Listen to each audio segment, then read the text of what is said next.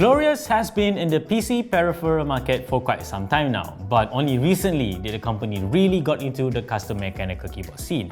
Not only did the company release the GMMK Pro keyboard, there is also this one right here, its first ever switch, the Glorious Panda, which is based on the very popular Holy Panda switch.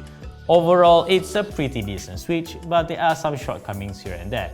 Keep on watching this review of the Glorious Panda to find out what they are. First, let's talk about the specs of the Glorious Panda first. Just like the Holy Panda, this is a tactile switch with a 67-gram spring, a 3-pin design, and it is shipped completely unlooped from the factory. For the Malaysian market, a box of these, which contain 36 switches, costs 109 ringgit. Of course, that is not very affordable, but for a Holy Panda inspired switch, this price is actually not that bad. Now let's move on to the positives of the Glorious Panda. Just like every other switch modeled after the Holy Panda, the Glorious Panda has a very pronounced tactile bump. But unlike other highly tactile switches that aim for maximum tactility, which is not always a good thing, the Glorious Panda has a rounded tactile bump that makes for a more comfortable typing experience. Aside from that, this switch also has very little pre-travel, so the tactile bump starts at the very beginning of the downstroke.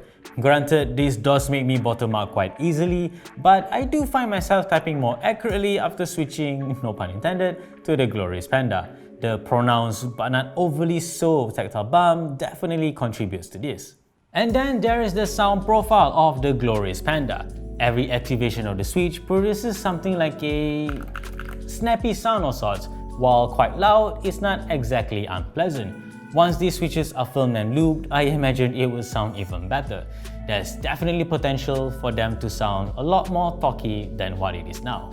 So what about the negatives of the Glorious Panda? Well, for starters, there is the sound. Yes, I said I like the sound profile, but the problem here is there are also some unpleasant sounds out of this switch. The spring, for one, pings quite a bit, the leaf has a ticking sound, and there are some audible scratchiness as well.